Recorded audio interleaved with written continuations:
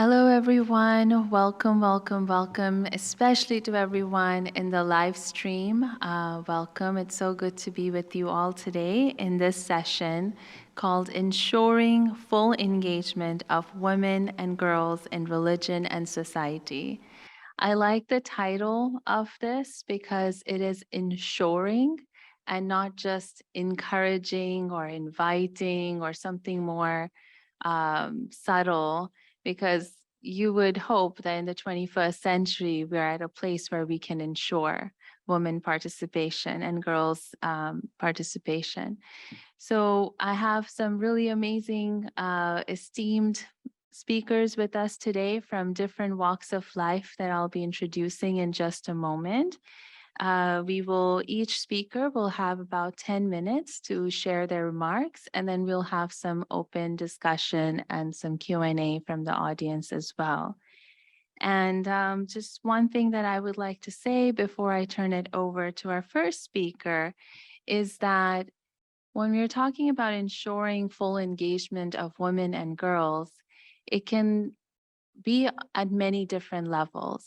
It can be at a structural level, where there are organizational barriers. It can be at an interpersonal level where you have to work through expectations that women have of themselves, our families have of us, society has of us, and how we work through those expectations. And then, of course, there are all those other things we have to work through, like the mental and emotional needs. And then there are the stereotypes and the discriminations and things like that as well. So I hope that our speakers today will shed light on some of those many different dynamics, and then we can have a fuller discussion afterwards. So with that, I would like to introduce our first speaker, and she is visiting us from Colombia. Welcome. Her name, yes, her name is Liliana Franco, President of Latin America and Caribbean Confederation of Religious Women and Men, CLAR, right, is a short form for it. So thank you and welcome. Thank you.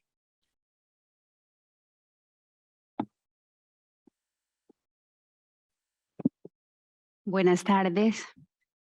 Me dirigiré a ustedes en español. In Spanish.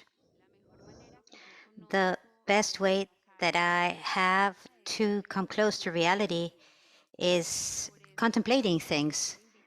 For this reason, I'd like to invite you, friends, both men and women, to contemplate the reality of women in the continent.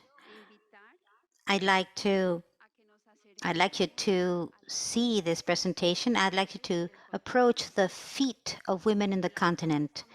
In the screen, we can see the feet of Marisol. She's 6 years old. She's one among so many peasant girls in the continent. She has to walk long distances to be able to reach her school.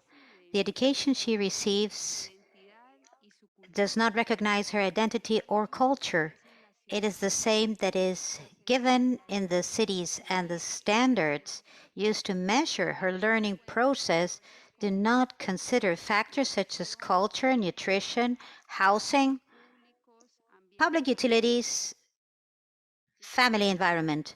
The pandemic has shown us the social, economic, and technological gaps to which she is subjected. I'd like to look at the tired feet of Juanita, Estefania, and Adelaida.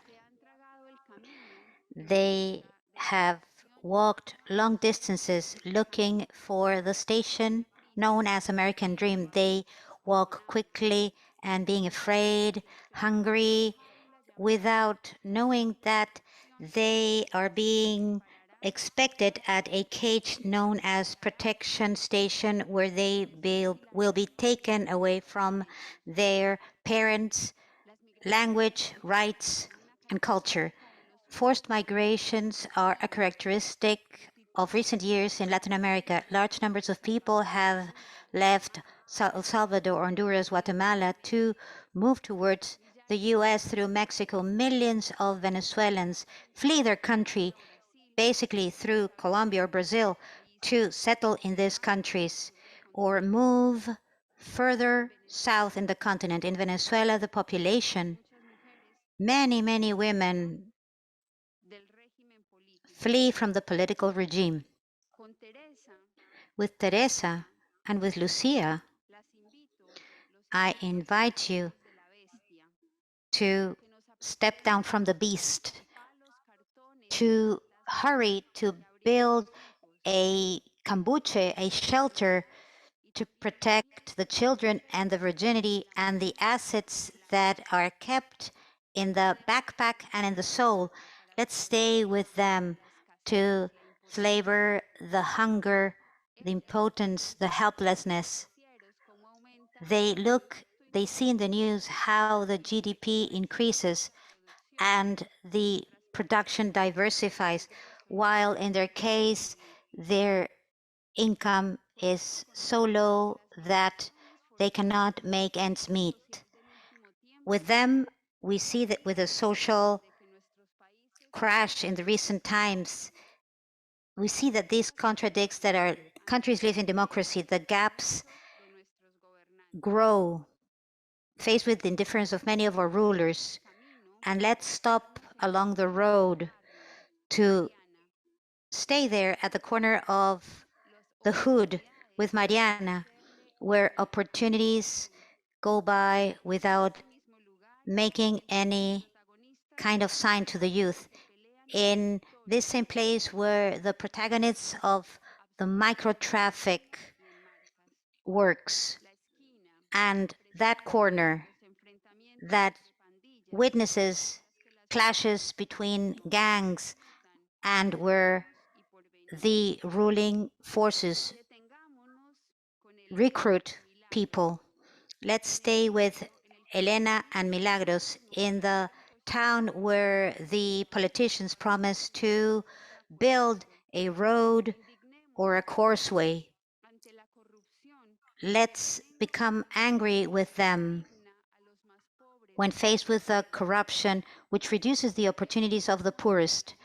Let's see how our people fight each other with regard to narcissistic campaigns and different ideologies. Let's resist development plans of governments where the only interest is the private well-being. Let's look at the rallies. Let's see that the immediate motives are not the same in all countries, and all characteristics have changed, but the social indignation is common to all. With Elena and Milagros, we cannot doubt that this continent has moved, expressing the inequalities and the shameful conditions of social injustice. And with Joanna, let's listen the cry of all those women who are driven to places that they don't want to, the victims of human trafficking that are taken from one place to another to be exploited, sexual exploitation, labor exploitation, or as beggars. Let's recognize in their company that for each victim of human trafficking that has been identified, there are more than 20 that have not been identified. And let's look at the victims of sexual abuse, those that claim new ways of relating. With Susana, let's try and reach for the impossible, the roads of labor equality, fair labor, and well compensated. At the pace of her steps, let's feel how the middle class decreases while poverty for women grows. Let's move with her.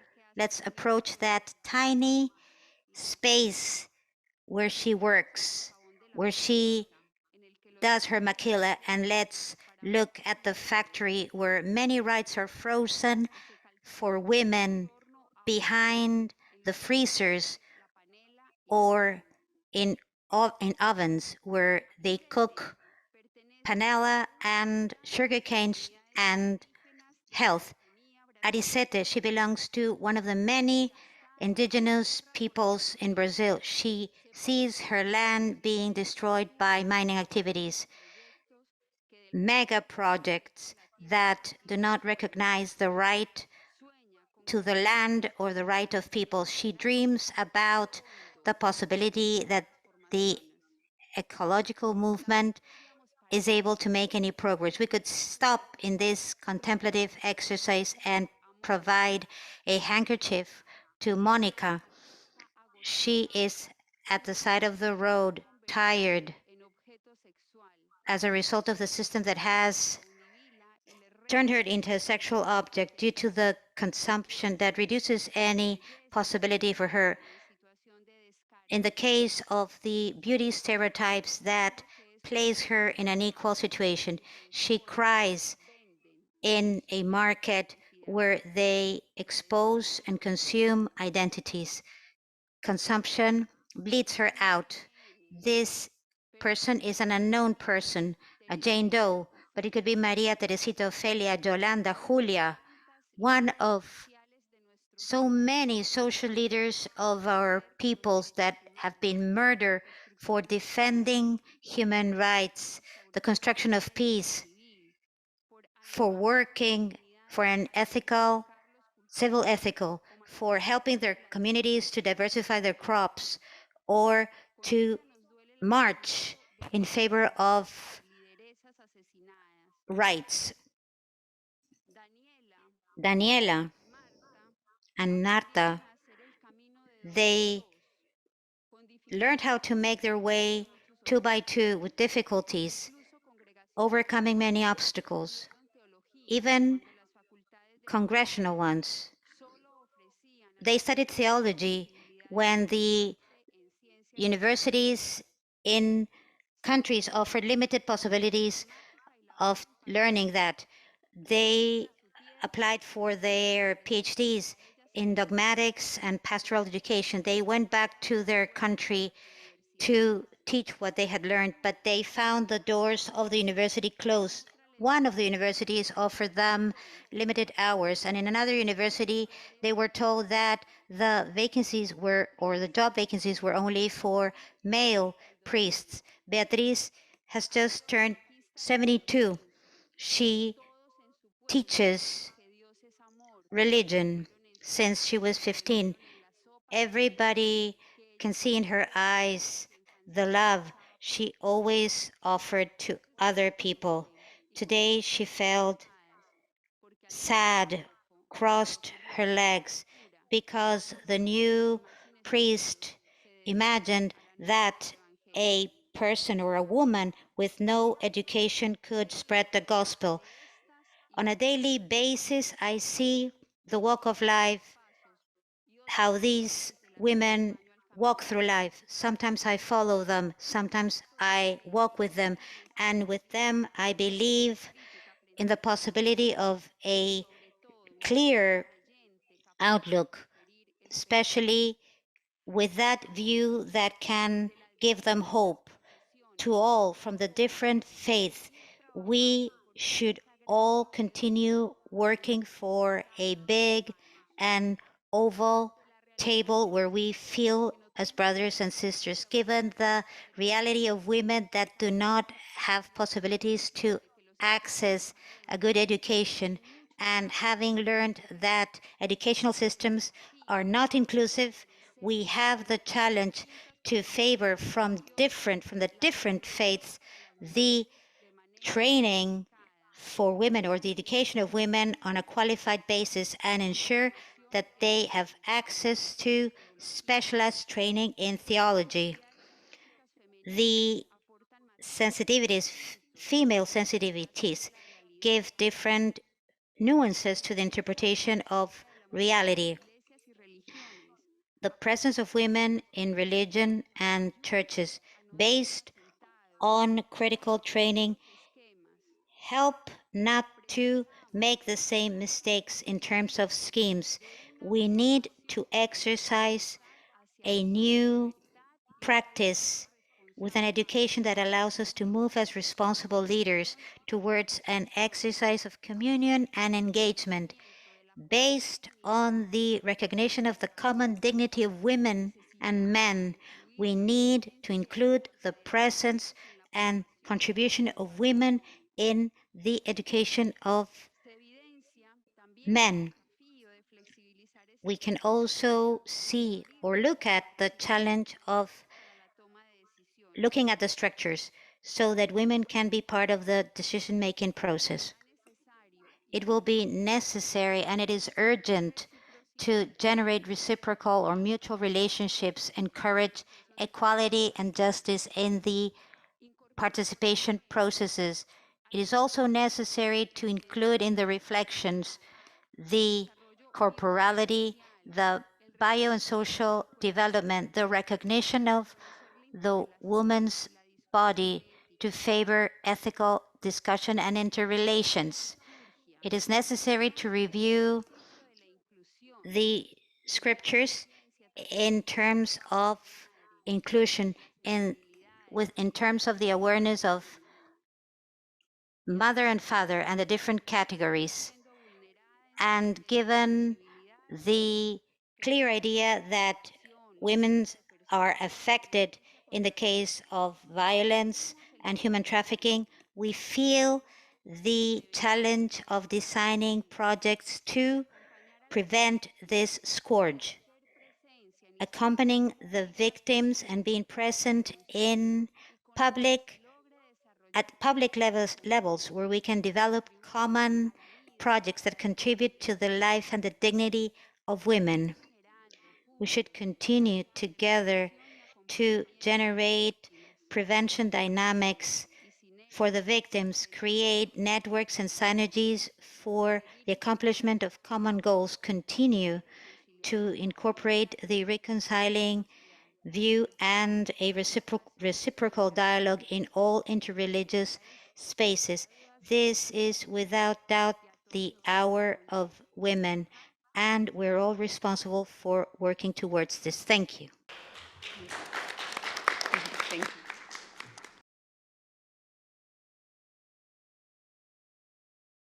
It is the hour of women, indeed. Thank you, Liliana, for those points and for making the lives of so many of these women more real and girls so real for us.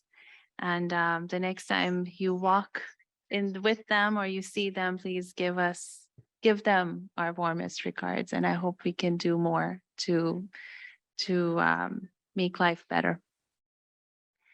Next up, we have Christina Tobias Nahi. She is the Director of Communications and Public Affairs with the Islamic Relief USA and serves as Advisory Council Liaison for the Refugees, Displacement and Migration Working Group for the G20 Interfaith Forum. Christina. Thank you. A great honor to be here. Generally, I'm here speaking on refugee panels, and I know we've heard a lot today about some of our thematic areas, whether it's refugees and forced migration, whether it's climate change, whether it's the pandemic and public health. And in all of these, we know that women and girls are more vulnerable. But today I'm not actually here to speak about that work, but to present a campaign that Islamic Relief Worldwide, our federation, our family of offices across more than 40 countries, has come together to launch later this year. So I'm going to give you a bit of a teaser. We actually have a wonderful video and collateral materials, but they're still embargoed, so I'm not able to share them with you on the live stream, but I'm happy to share them in more private audiences. And I want to, also appreciate Liliana bringing the case studies and, as was just said, those stories and making it, touch our hearts in that way. And one of the reasons also that we have not yet launched is, and I'll go into some of this historical, we are out in the field collecting these stories, and we had many delays because of COVID. that, we are now just getting back out there to do that. We want to do justice to these women and we want to give them their voices. We don't want to speak on behalf of them. But I do want to just step back a moment before I come to our actual campaign. So just this week, there was an essay in the Washington Post talking about Sheryl Sandberg that many of us know from Facebook and now Meta, I believe it's called, and how she's stepping down and what that means or doesn't mean the end of the lean in era. So many of you know she's written books, she's been a motivational speaker, giving tips to women about how to ascend to leadership and how to claim their space. And this essay had an assumption, a question, and an observation. And the assumption that she had, made in a lot of this, or that those of us who kind of jumped on this bandwagon, is that the ascendancy of women into leadership would continue to be linear as we gained academic credentials and skills and had mentorship and these pathways. And we've really seen with the pandemic how that is not the case, right? So many women had to step back and leave these career trajectories because they had family responsibilities that took center stage. So that was an assumption that was wrong. The question that this essay asked was, is that actually what women aspire to, just to hold these leadership positions in these capitalist and corporate entities? Or are they really looking for something more transformative? And I'm going to come back to that. And the observation, and now I've somewhat forgotten and the observation that this author made was, this simple act of seeking equality is actually transformative. And people, whether male or female, rarely surrender that power without a fight. So in keeping with this topic of what is transformative, Islamic Relief, again, as a family, came together and decided, because we have that responsibility of being a well-known entity and having that visibility and having that access in so many countries where we work, whether it's access to the local communities and that trust, whether it's access to government and people in power. As part of that responsibility, we needed to be part of calling out where there's, where we could be improve as a community and as a faith tradition, and make recommendations in that regard. And because the Muslim faith tradition is not hierarchical in the sense like Catholicism, where you could make an edict, whether it was on climate change, around the encyclical, and then it could filter down. We couldn't speak on behalf of the Muslim tradition, but we could give guidance and counsel and take that out into the communities and geographies in a consultative process and say, this is what we think our texts say, this is how we interpret them, and get that buy-in. And so that was a process that actually began before COVID. So we started that. We created a document, which was called the Islamic Declaration of Gender Justice and Women's Empowerment. And we took scripts and we worked with faith leaders and imams and scholars, male and female, on interpretation of our holy scriptures and texts. And we took that across geographies around the world and into local communities. Now, I want to talk about why we did this. What was the process? What are the challenges that we have encountered? And I loved what someone said on one of the panels today, and I can't remember where, but where there are challenges, there are also opportunities. So, historically, we were looking at where we're seeing some regression in communities. I mean, I will call out, for example, we work in Afghanistan as one of many places, and we all know what we're seeing there. When we come from this very strong tradition of Muslim women who have been queens, who have been prime ministers, we have 2 members of Congress currently here in the United States. So we have this very strong tradition, and yet we don't see that everywhere. So the objective of our declaration, and I'll just read this, was to be a landmark initiative that would present key faith principles of justice and balance to challenge harmful cultural practices and ingrained social traditions that leave women disadvantaged and vulnerable. It affirms the God-given rights of all human beings and our duty to stand up firmly to uphold justice. This proposed declaration will mobilize global and regional action and advocacy and call for partners and signatories, both within the Muslim faith communities in which we work and our allies, faith and secular, and multilaterals as well, to pledge their commitment to ending gender injustices. So that has been the objective with which we've spent a number of years now working on this particular initiative.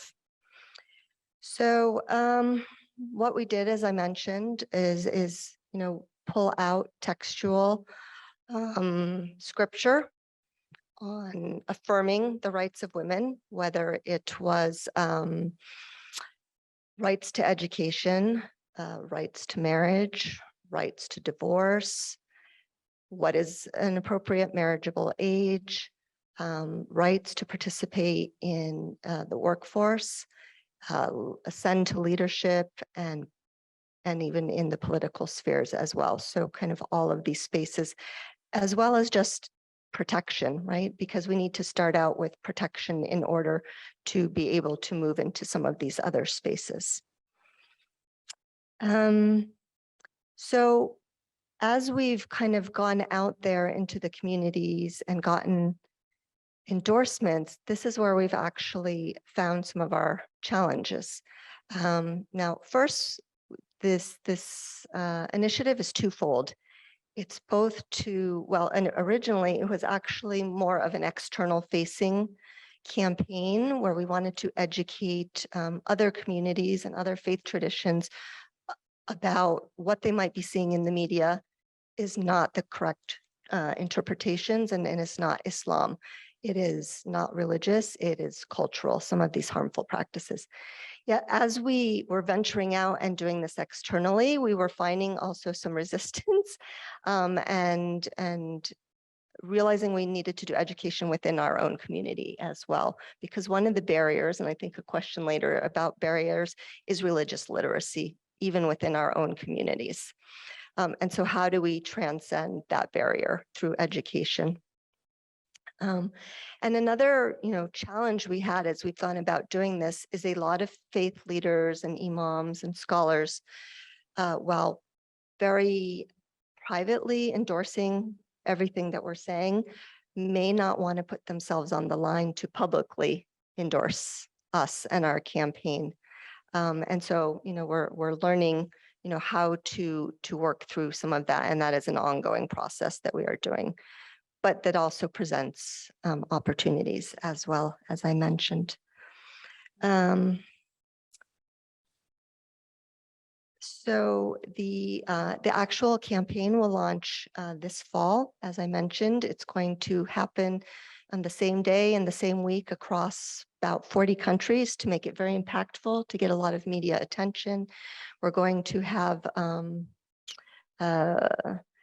lot of social media, a lot of scholars, a lot of panels. We're going to do advocacy to different governments. We're working with different bodies of the UN.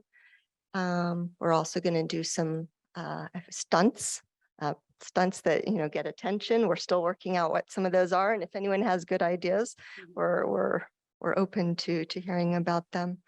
But Yeah, so we are, as an organization, this is a large advocacy piece, but I'll just kind of conclude with this.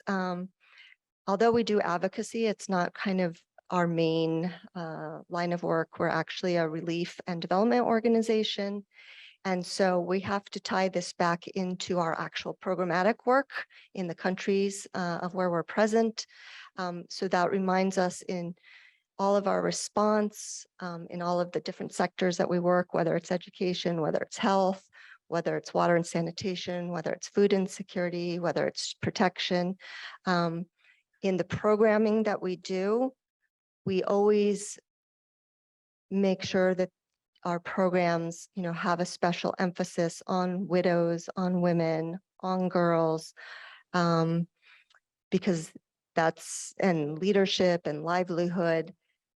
Because if we want to make this transformative change, it's not just going to happen at the advocacy level, it's going to happen at the community level. We need to give these women their rights. We need to have inclusive programming, inclusive opportunities for them so that we can tie back the advocacy with the case studies and the evidence to show that the work we're doing is transformative and will bring about results. And we want to have more women in Congress. We want to have more, not necessarily queens, but more prime ministers. We want to see women out there and having our societies be inclusive for all. Thank you.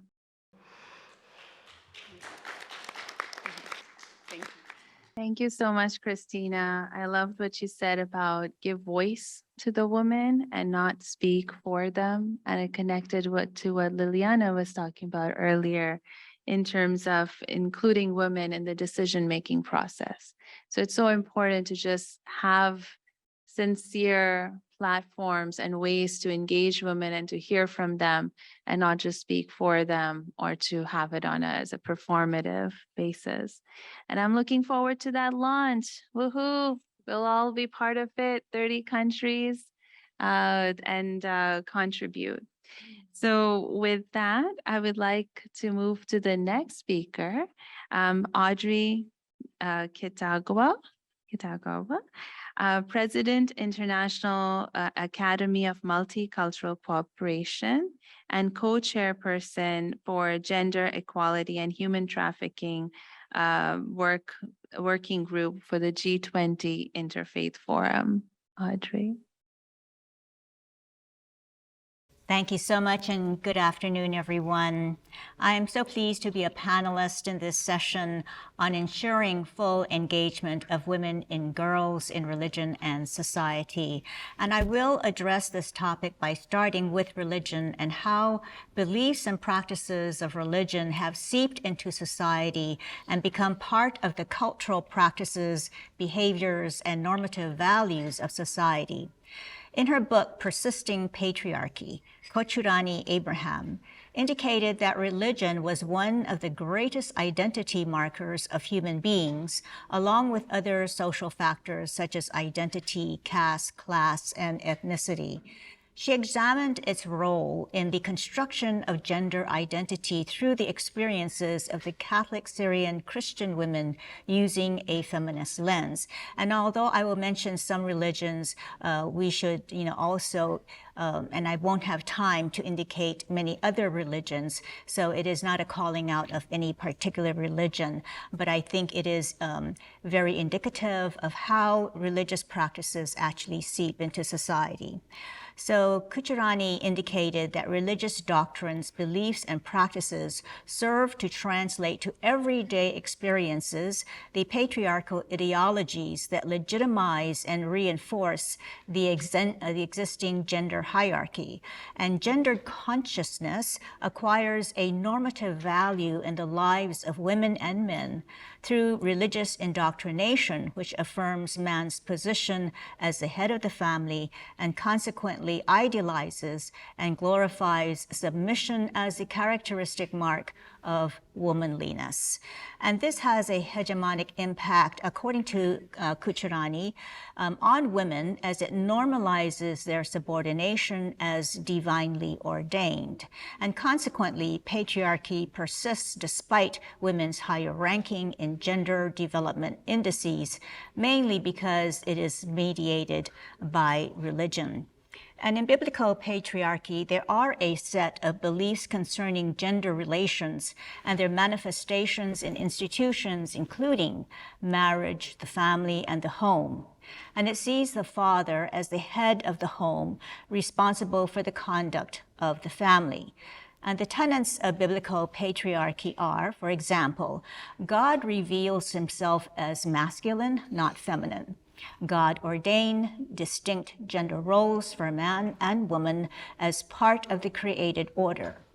A husband and father is the head of his household, a family leader, provider, and protector. And male leadership in the home carries over into the church. Only men are permitted to hold ruling positions in the church, and a God-honoring society will likewise prefer male leadership in civic and other spheres. And since the woman was created as a helper to her husband, as the bearer of children, and as a keeper of the home, the God-ordained and proper sphere of dominion for the wife is in the household, and that which is connected with the home. Both sons and daughters are under the command of their fathers, as long as they are under his roof or otherwise the recipients of his provision and protection. Now, biblical patriarchy is similar to complementarianism, and many of their differences are only one of degree and emphasis. And while complementarianism holds to exclusively male leadership in the church and in the home, biblical patriarchy extends that exclusion to civic spaces as well, so that women should not be civic leaders, should not have careers outside of the home. And in practice, this meant that women should not vote, work outside of the home, and are under the authority and subordination of the male. Now, one can say that religion has promoted patriarchy through religious scriptures and teachings, through religious ceremonies and practices, and through the structure and power relations of religious organizations.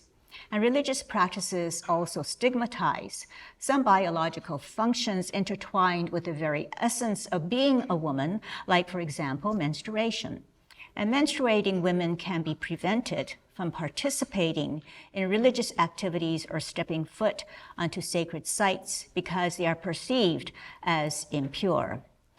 Most religions also do not allow women to have leadership positions within their structures. And Jill Filipovic, in a recent article, wrote, "Historically, marriage has meant the passing of a woman or girl from her father's authority to her husband's. And not so long ago, married women in the US could be denied a credit card if they didn't have their husband's permission to get one. Heaven forbid, and marriage gave a husband the legal right to rape his wife.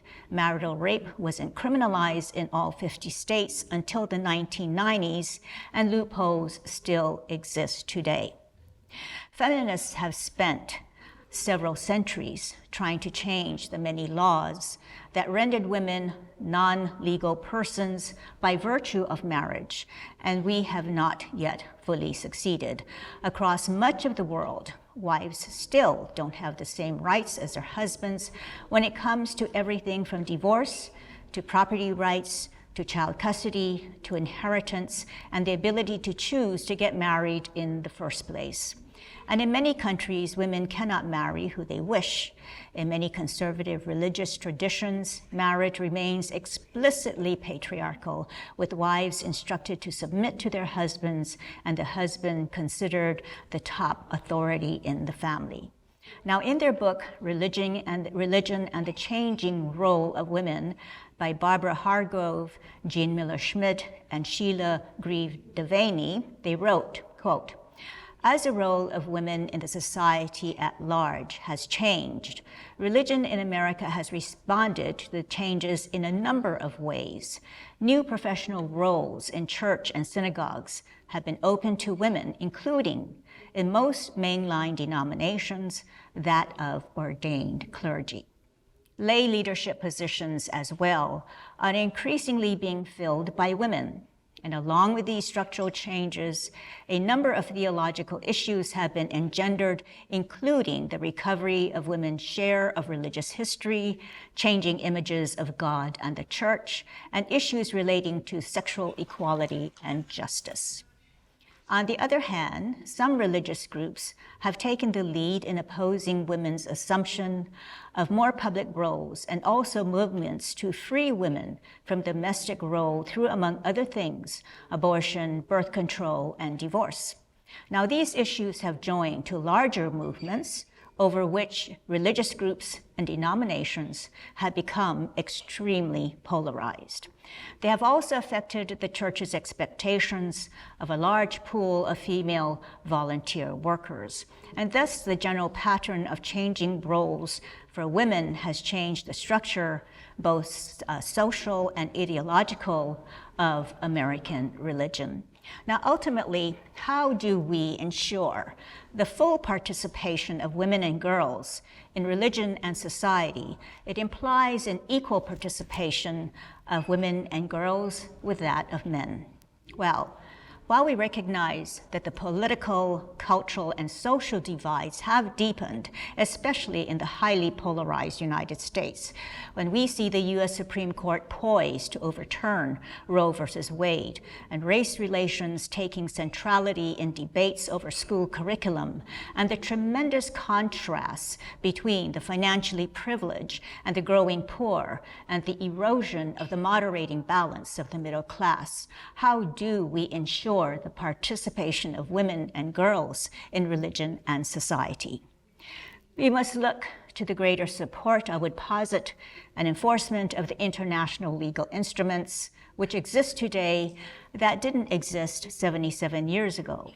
We now have the Universal Declaration of Human Rights, the Charter of the United Nations, the Convention on the Elimination of All Forms of Discrimination Against Women, Commission on the Status of Women, and multiple Security Council resolutions that seek the greater protection and engagement of women and girls. We have UN Women and the vibrant involvement of many communities of faith with UN initiatives that support the equal participation of women across all disciplines of society. And the Sustainable Development Goal number 5 exclusively deals with women and addresses gender equality and empowering all women and girls. And we need to keep developing these international frameworks and to expand the engagement of women and girls through the powerful support of international communities. And may these legal frameworks be honored by the states and implemented in practice through the communities of faith all over the world to encourage the full participation of women and girls in religious communities and society. And we must recognize that women are the powerful agents of transformation. And if we expect to have a more peaceful and, just world order, we cannot exclude 50% of the world's population. We must bring women on board in all positions of leadership and representational bodies to enhance the peace and security agenda and resist moving the hands of time backwards to the detriment of women. We must protect their human rights as robustly as we seek the greater protection of the human rights for people everywhere. So thank you.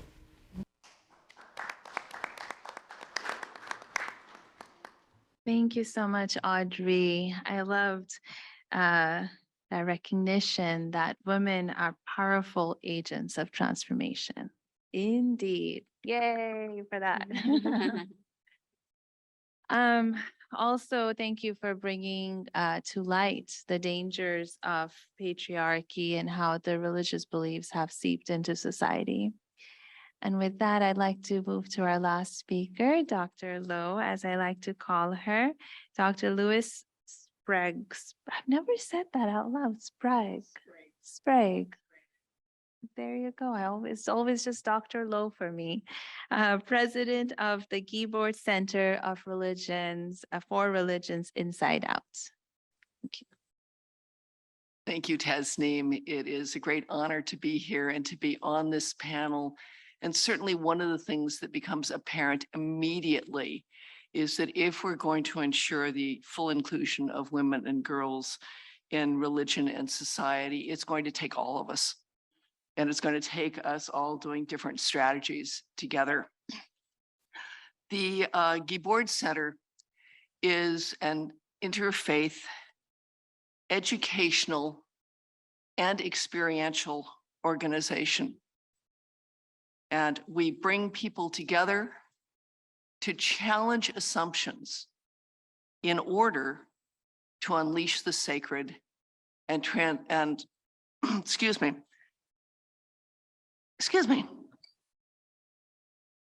to unleash the sacred and bring forth the spirituality that transforms the world.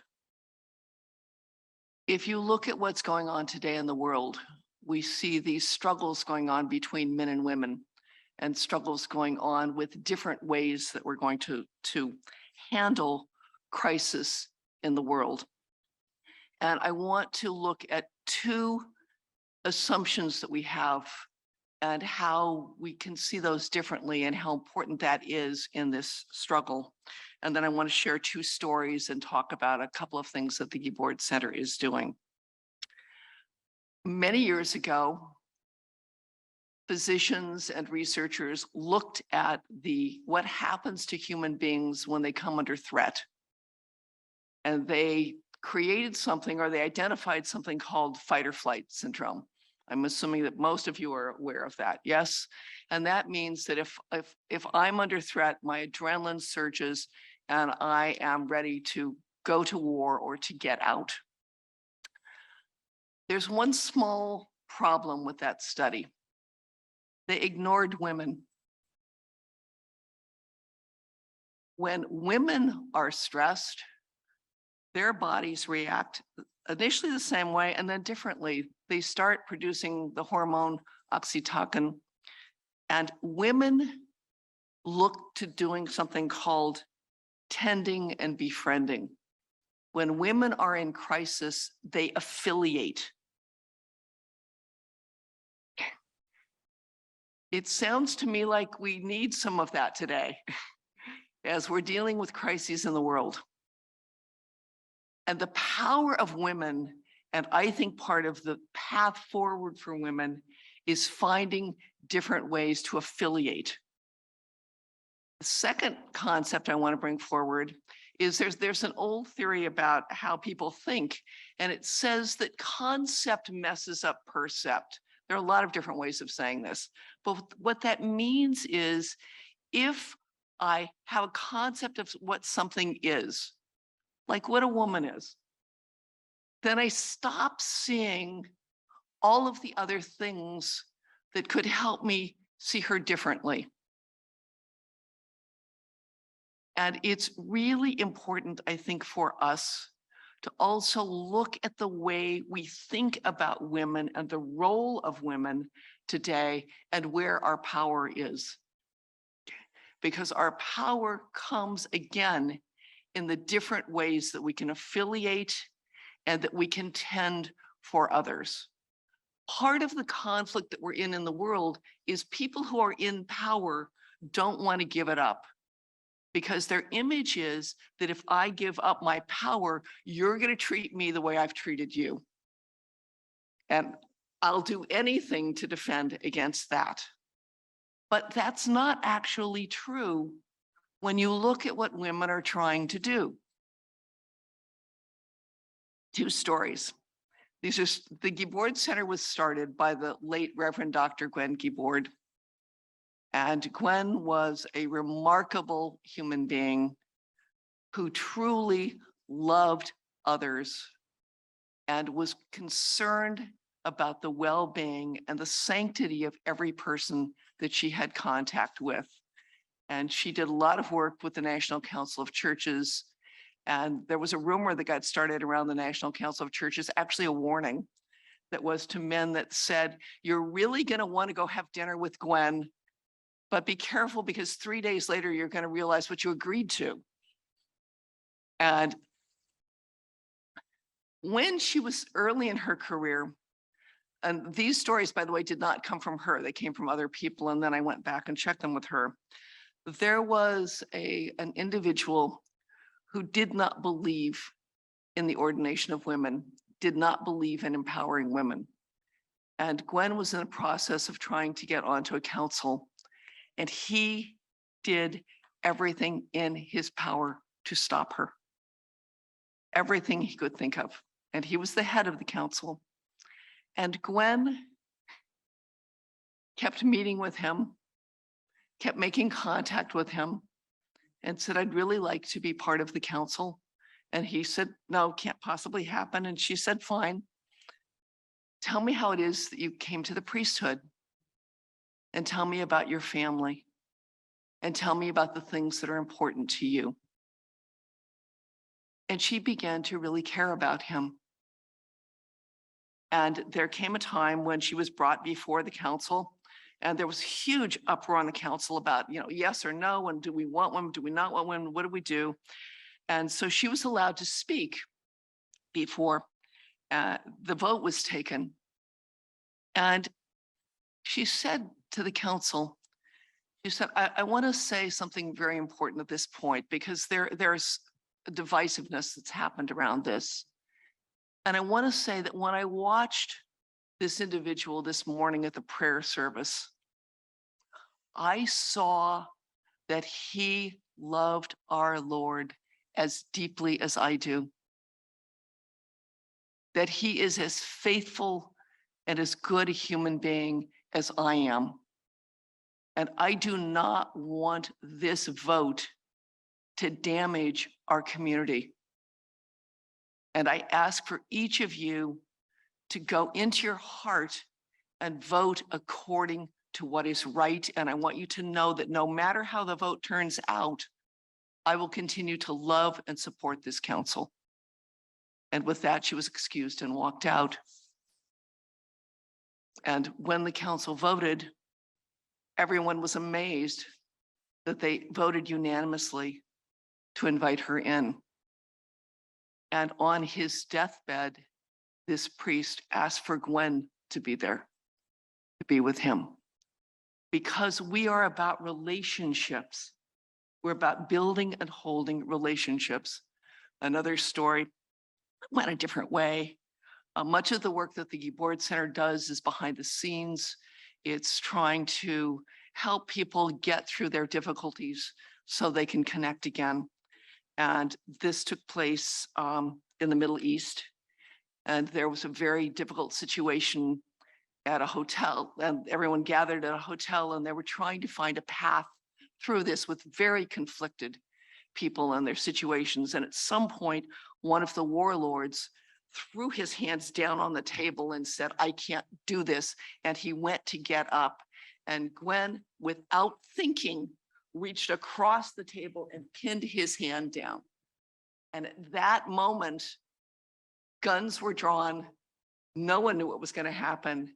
And she looked him straight in the eye and she said, you can't go because you're too important. Your presence here is too important.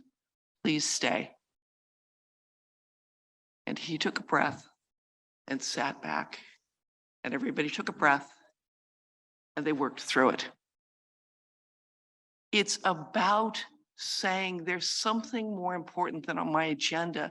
There is an image that when we come together, men and women can do something extraordinary. And that's an image that we need to carry forward as we tell our stories and we retell our stories.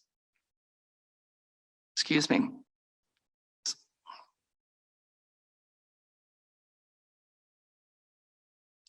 The Board Center has a policy. And in our policy, it's that we let people tell their own stories. So if we want to look at the issue of violence against women in Islam, a lot of people in America were interested in that topic, are interested in that topic. We went to Muslim women and said, tell us your experience of the Holy Quran. And what do you want us to know? And they said, if you're going to do this, you need to talk about women, violence, and mercy and peace in the Holy Quran. And so we brought 3 Muslim women, scholars, mothers, to share with us their experience and their value. And it was a much better workshop than anybody else could have done. We brought in 3 feminist scholars early on, a Christian feminist, a Muslim feminist, and a Jewish feminist, to talk about our creation stories from their point of view. How can we look at this in a world that is affiliated, that God created, not a world that was polarized? We brought in Amy Jill Levine, who many of you may or may not know is a 1st century Jewish scholar. She was raised by Orthodox Jews. She is Jewish, and she probably understands where Jesus was coming from as a 1st century Jew more than many of the rest of us. And we ask her to talk about the Bible and women and violence, to help us understand that, to open that up. What would that have meant in the context that it was created in? So how do we begin to take on some of these things with a different twist to them? How do we begin to open this up and be more creative? The Gibord Center, as an interfaith organization, we have about 35 different advisors that cover the full spectrum from paganism to Catholicism. We have Baha'i, everybody is welcome at our table to offer their spiritual perspective, because we're enriched by everyone. God could have made us all the same and chose not to. And we believe that the reason for that is a very exciting reason, that we each have something that we can contribute to this. So that's another one of the things that we did. But we wanted to talk about the issue of faith, women, and violence. And so we gathered many of our women leaders, and we sat down for a number of meetings saying, what's important and how do we do healing here? And one of the things that the women said is, we want to explain from our different faiths our understanding of how violence comes in and is misunderstood as part of our culture and becomes part of our religion. How do we help shift that and tell those stories? And so they did. We had invited women who were traumatized, who needed to be healed, to come to this, and we wanted to have a presentation of men, but not physically there as the participants, because women had had to listen to men for too long. So what we did is we went across faiths and we asked for fathers to come and to bring their sons and to share with us, to make a short 2-minute film about fathers telling their sons about what they wanted them, how they wanted them to treat women, and the father's understanding of women according to their faith tradition. And they all came together saying that violence against women is violence against Islam, is violence against Christianity, is violence against Hinduism. But in the midst of this program, we offered that, including Indigenous, by the way. We offered that. So film is a way to do that, sharing with a step back. One of the things we did at that was we did a very powerful liturgy, and we had white pashmina scarves. This is one of them. And the scarf says on it, I'm a beloved child of the Holy always. Because one of the things that we knew was if you've been violated, you feel dirty. And we wanted something beautiful. And we asked all of those women from all of those different faiths to bless the scarves. And then we asked the women who were present, and they brought their boyfriends. I was amazed at how many men filled the cathedral. They brought their boyfriends, they brought their fathers, they brought their brothers. And we invited everyone, including perpetrators, to look at what it was that separates you from what God created you to be. And we asked them to write that out. And we created a huge fire on the stage and invited them then to come up and to put that into the fire, to release it, and to be wrapped in a scarf.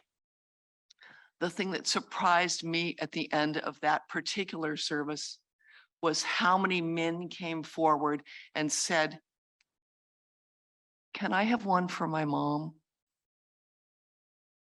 Can I have a scarf for my sister? Can I have a scarf for my girlfriend?" Because men want to heal. They want to help, and they don't know how to help. So at the Gibord Center, our goal is to say, how do we help create a world where we can see men and women working together in ways that are enriching and empowering? How do we do that? How do we continue to keep that growing? And so I won't take up more of your time right now. That's a sample of some of the things that we do. And it's going to take all of us. Thank you.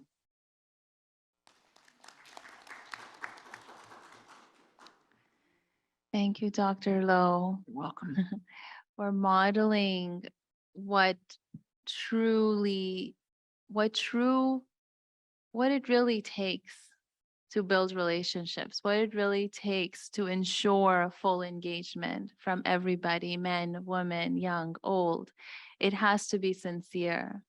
There has to be healing. There has to be space to listen and to disagree and have that healthy discourse and still say, your presence is needed here.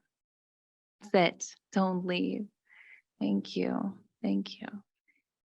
It also reminded me, just hearing all our speakers, of a recent article I came across in the Harvard Business Review. And it was saying basically how becoming a leader involves much more than being given a leadership title or doing the work of a leader. And what is involved is a fundamental identity shift. And I heard a lot of our speakers speak to that today, of how women need to be looked differently, and women sometimes need to see themselves differently. So it's an inner and an outer work. I'm going to take a moment to just kind of review some. I may have missed some, but as I was taking notes and listening to our speaker review some of the action items you have invited us to take. It starts with education. Educate the men, educate our societies within and outside, make women part of the decision-making process, to look in scripture and go back to our roots and see what inclusion looks like, what advocacy, community, education, all of those look like in our traditions, to develop international frameworks and to actually share them with one another and use them with one another through practice. A very important reminder, it'll take all of us, every one of us, to do this work, to find different ways to affiliate and genuine ways to build relationships and heal.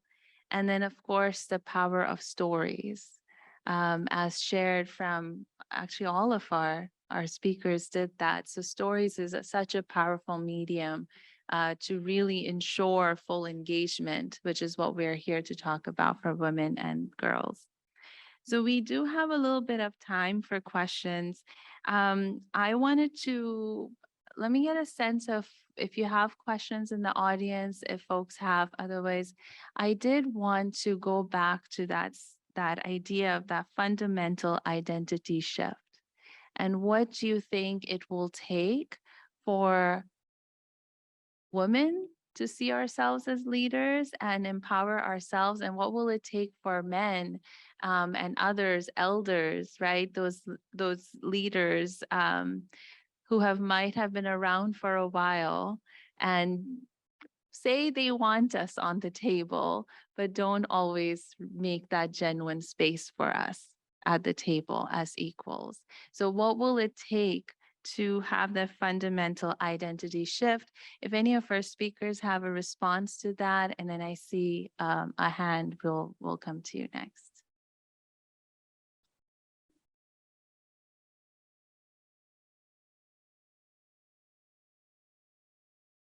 Go for it, Audrey. Thank you so much for that question. You framed the question with respect to identity shift in women, but I also think it's very important for men to have an identity shift because, you see, this is built on a power dynamic and the disparity in power dynamic, and it is a domination and dominion over as opposed to having an equal co-participatory relationship. So this whole aspect of dominion and domination is very full of testosterone. And so we definitely need to be able to create an identity shift, which is very difficult for the men because historically, this identity of a patriarchy is very much a part of your history, all of our history, society's history, cultural history, and has become part of the DNA of families.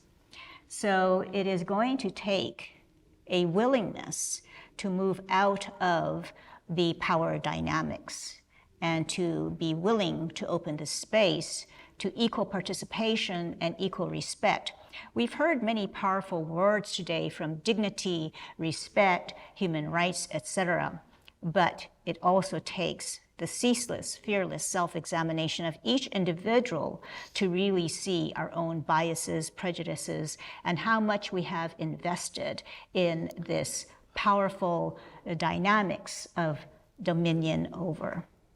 And I think this is going to take a huge lift. And also, I think women do step up to leadership roles because we are leaders of our families and we multitask. There are so many things that we are capable of doing, and this is leadership every day that we live in a multitude of ways. And so I think that is already embellished and imbued within us, and we have to give ourselves the space and the opportunity to allow that to flourish, regardless of the context within which we may find ourselves, and ultimately that we don't allow ourselves to be oppressed, repressed, depressed, and marginalized. I'll jump in on this one, and it's actually going to weave together the theme I started with, and that much of this conference has been about, or the summit around refugees. I would highly recommend, speaking of our women in Congress, and I've had a chance to get to know both Rashida Tlaib and Ilhan Omar quite well, even before they ascended to these positions. But Ilhan Omar has a autobiography that came out not too long ago. I think it's called This Is What America Looks Like, and talks about her trajectory or her path from being actually a refugee herself, having fled and being resettled as a refugee, and that experience, and all of the things that her path led her to where she is now, and able to be on the other side and understanding the vulnerabilities of refugees and other disenfranchised communities and how to serve them, and really comes to that from that place in her heart.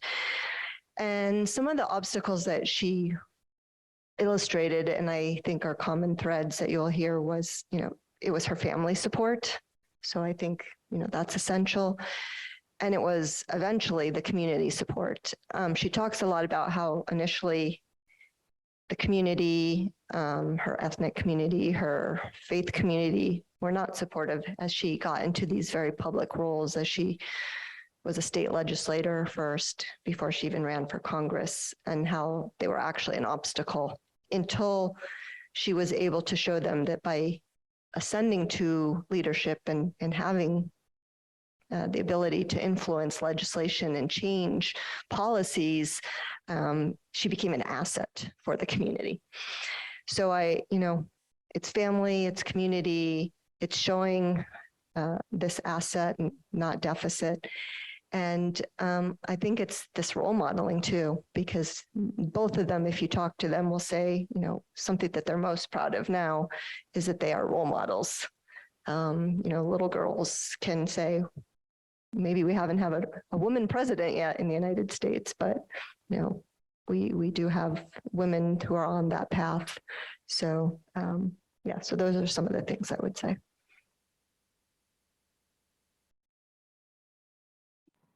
Yo percibo la necesidad de 4 cosas. I perceive the need for 4 points. First, to de-learn.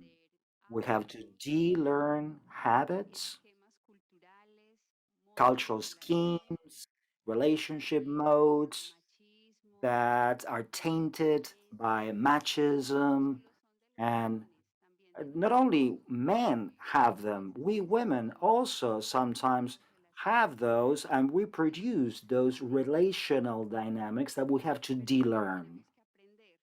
But we also have to learn. We would all have the responsibility of educating to recognize a common dignity. Since we're children, we have to teach young children and we ourselves to educate ourselves in order to recognize this common dignity that we all have.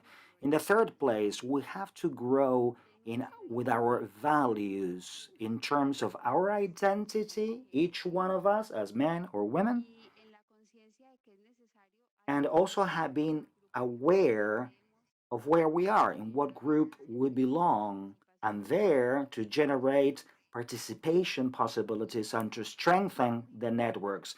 And the fourth point, I think it's very important that we embrace reciprocity, to be aware that this path, we need to take them together, that men are not a threat for women and women are not a threat for men, that we have to walk together as sisters and brothers, and this will make us purify our relationships, to learn to look at each other in a new way, to value each other in our differences, and to understand that the world is built up from the feminine and the masculine lenses, and those both lenses are obvious, both for men and women, both are necessary.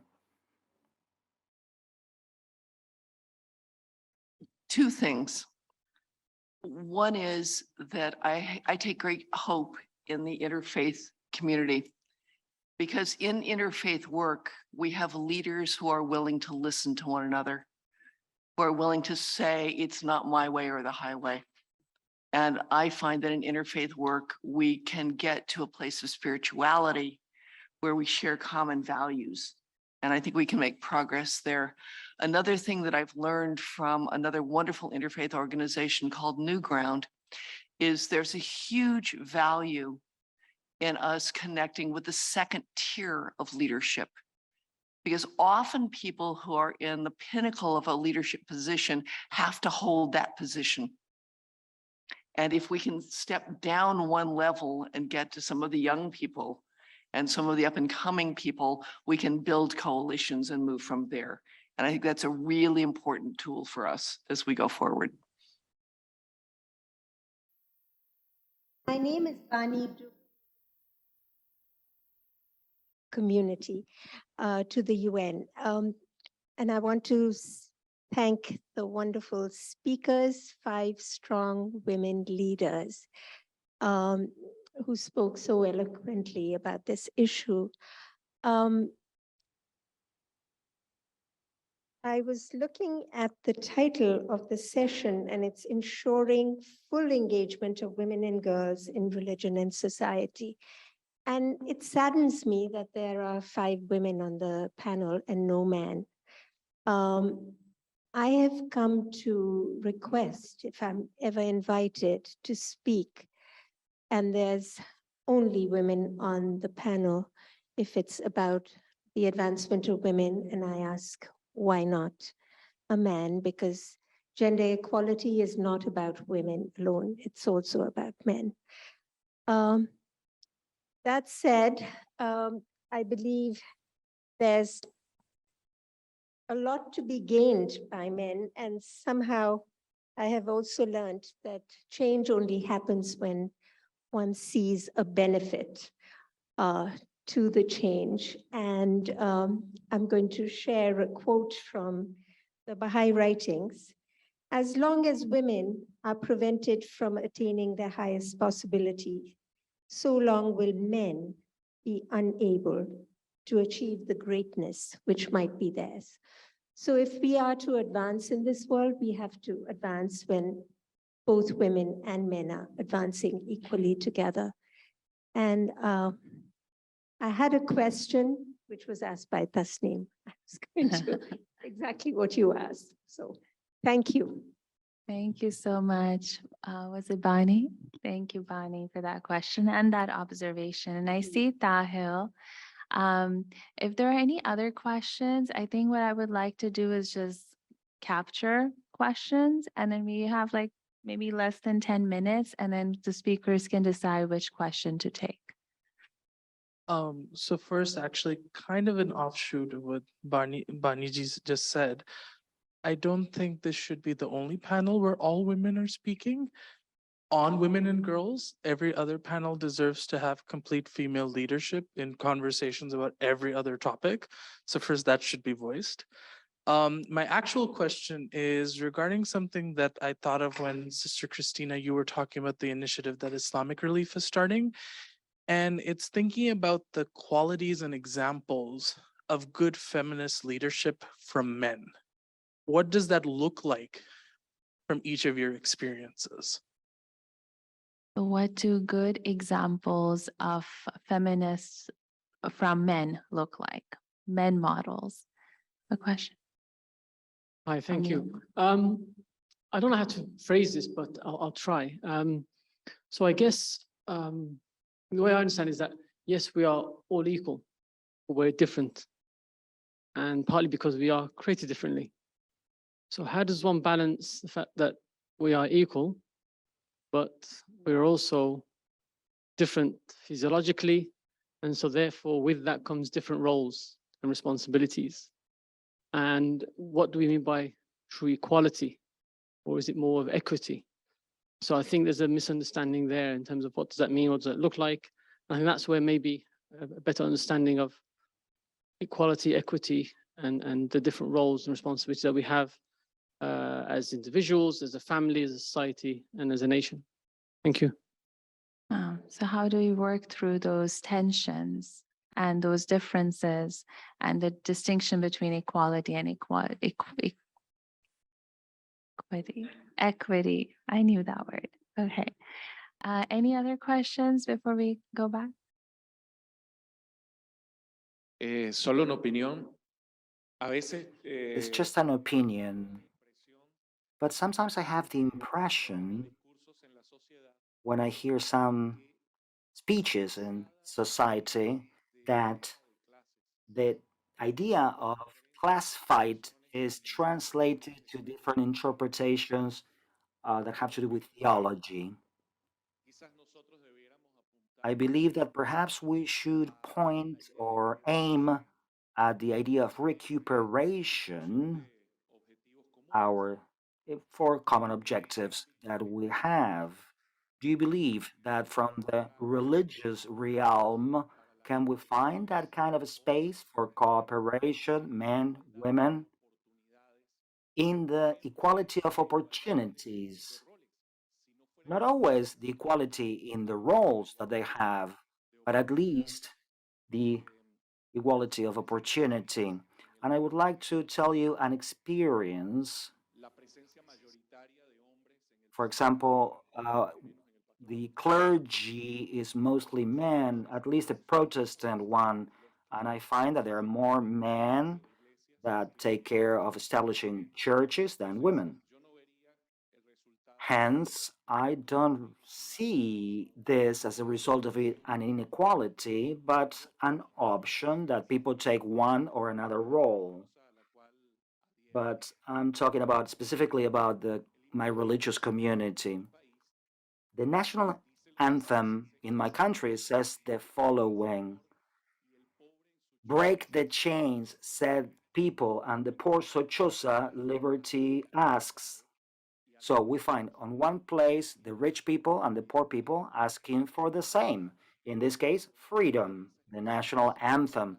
And to find in that expression of freedom the meeting up and the cooperation of class more than fighting of classes. And finally, perhaps we see that opportunity for cooperation. How can we strengthen that cooperation, in this case between men and women, to be able to find the equality of opportunities? Thank you. So just really quickly, I'm going to summarize summarize the three questions we have, and then I'll ask our speakers to take either one of them. There was one question, if I understood it correctly, this idea of looking into our religion for examples of cooperation. Equality of opportunities is what I heard references to. The second one was looking at models for male allies, advocates, feminists. And then the third one was dealing with the tensions between the role divisions and just the differences that are there, and how do we work in the equity and equality with that. Not tension, just a difference. Totally. Yeah, the tension isn't necessarily negative, it's just their differences.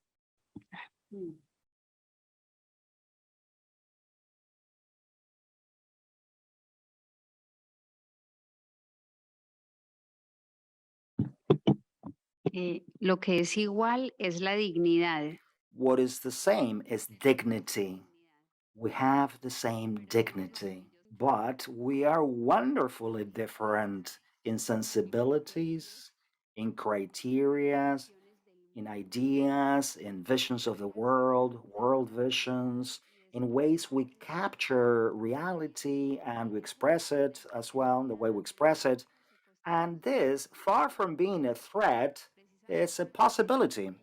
Precisely the difference that allows men and women to have different hermeneutics and the ways we approach reality. And that's a very rich aspect. So we invite to complement each other, where from where we are, we contribute to beautify the world, we contribute to different realities, we give a fullness to the experience of divinity that inhabits in us, but there's a certainty. Dignity is exactly the same. And that's something that it seems the world has forgotten or somebody doesn't want to show. It's something that is not happening for everyone in every context. And that's why we have to work decisively, because dignity is the same.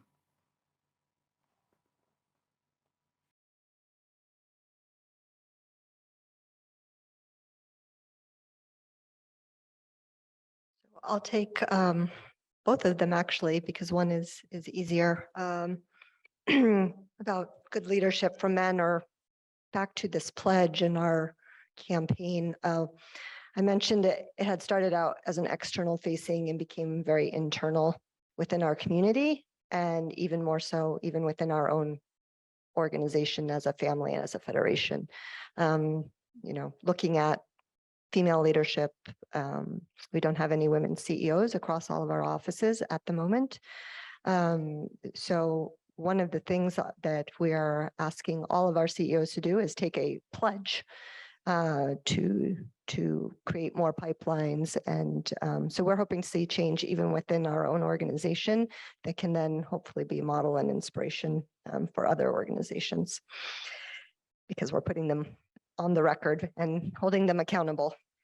To answer the question for both of my brothers here about equality and cooperation, I'm actually just going to read something from here that I think will answer that from the actual declaration. So this is in our section that's called "The Prophetic Message is One of Balance and Justice for All."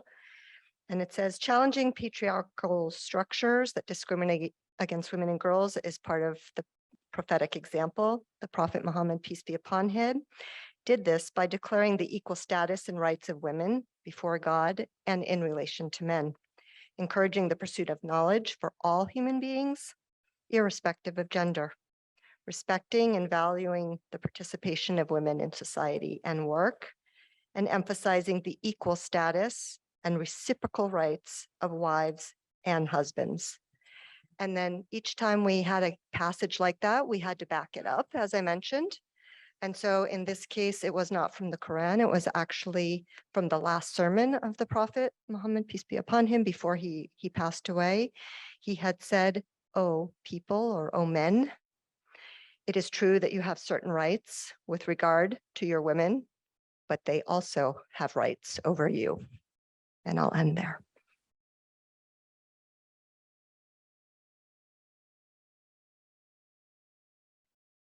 Thank you so much for these important questions, and I just wish we had more time to address them in more detail. But really, basically, I think what we're talking about would be the issues of social justice. And basically, there are 4 pillars of social justice, and that would be equity, access, participation, and rights. So if we were just to frame each one, and equity really being this whole idea of fairness and justice. So if we were to look at each word and see the actual implementation of the word and the concept in society, then we get to see where the balance or imbalance really exists and what should be done to do the reparative justice to bring about the changes that are needed.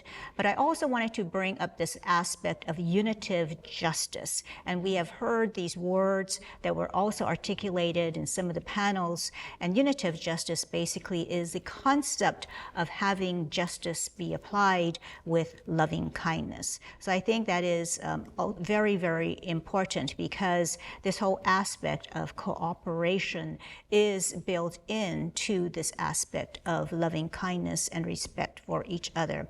You know, I had a wonderful friend by the name of Dr. Hans Peter Duhr, and he was a quantum nuclear physicist, and he wrote the very important Potsdam Manifesto. He was also the former president of the Max Planck Institute.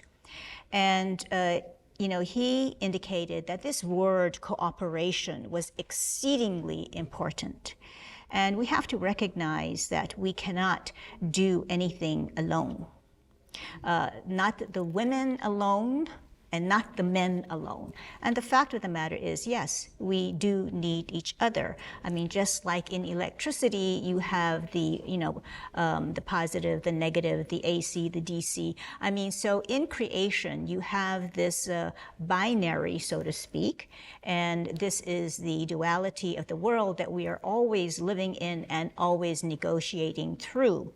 So ultimately, though, to have this ultimate cooperation, we are talking about transcendence.